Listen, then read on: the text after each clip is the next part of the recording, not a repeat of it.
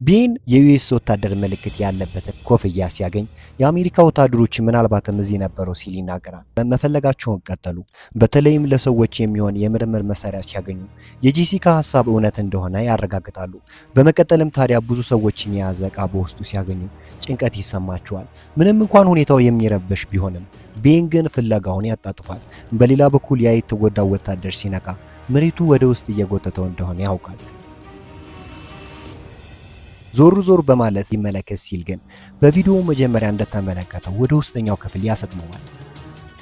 አለቃውና ጄሲካ ይህንን በማወቃቸው ወደ እርሱ ይሄዳሉ። ካለበት ቦታ ቢደርሱም ግን የጆን ሕይወት አልፎ ነው የደረሱት። ልክ አሲድ እንደፈሰሰበት ሰውነቱ ተበታትሶ ነበረ። ዞር በማለት ሲመለከቱ ቦታው በአጽም የተሞላ ሲሆን ይህ ማለት ሰዎች በአስፈሪ ቦታ የሚሞቱበት ነው። ጄሲካም በመደንገጥ ከአለቃው ጋር ቦታውን ሲቃኙ አንድ ሰው ከመሬት ይዘርራቸዋል። በሌላ በኩል ወርቅ ሲፈልግ የነበረው ወታደርም ባልታወቀ ፍጥረት ጥቃት ይደርስበታል። እነዚህ ፍጥረት ሰዎች ለማለት ይከብዳል። በውስጥ ያሉትን ወታደሮች ያለ ርህራሄ ያጠቋቸው። ያደረጉት ጭንብል መጀመሪያ ከተመለከቷቸው ጋር ተመሳሳይ ሲሆን በዛም አንዱን ወታደር ወዲያው ይገሉታል። ሊዋጓቸው ቢሞክሩም ብዙዎች ወደ እርሱ ይጎርፋሉ። በዚህም ተስፋ የመቁረጥና የመሸነፍ ስሜት በውስጣቸው ያድራል። በደንብ ሲመለከቱ ይሁን ከባድ ነው፣ ምክንያቱም ለመመልከት እንኳን አስቸጋሪ ሲሆን አሁን ያለው አማራጭ ወደፊት መጓዝ ነው።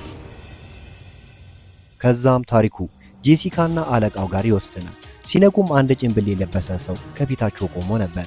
ሰውየው አሁንም የሁለተኛው ዓለም ጦርነት እየተደረገ ሆነ ሲሆን የሚያስበው ጄሲካም ታዲያ ለሰውየው ጃፓን በጦርነቱ እንደተሸነፈችና እንደተወረረች ተነግሯለች። በዚህም ሰውየው መሳሪያውን በእርጋታ ዝቅ ያደርጋል። በመቀጠልም እውነታውን ለማረጋገጥ ቪዲዮ ታሳየዋለች። ቀጥሎም ጭንብሉን በማውለቅ ፊቱን ያሳያቸዋል። ፊቱ እጅግ ገርጥቶ ነበረ።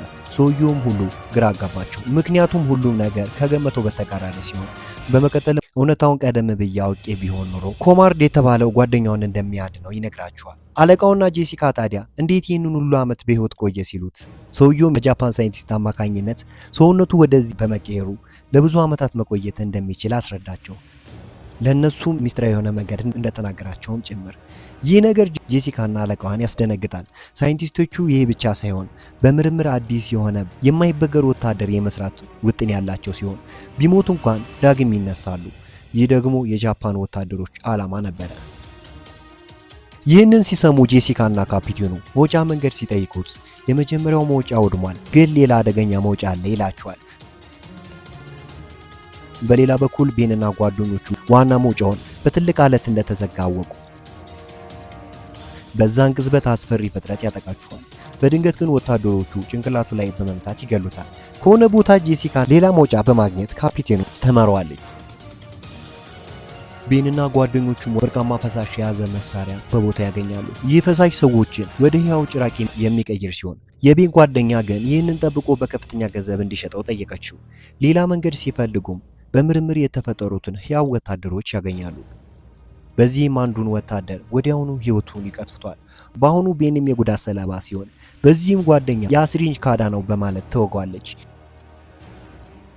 በሌላ በኩል ጄሲካና ካፒቴኑ ሊያመልጡ ባሉበት ጊዜ ሌሎች በመምጣት ወታደሮችን ይገሏቸዋል። የሚያሳዝነው ነገር ግን ቤን ከሰው ወደ አውሬነት በመቀየር የገዛ ጓደኛውን ይገላታል። ሌሎችም በወታደሮች የተያዙ ሲሆን ከዛ ሁነት የተረፈችው ጄሲካ በውሃ ውስጥ ማምለጥ ትችላለች።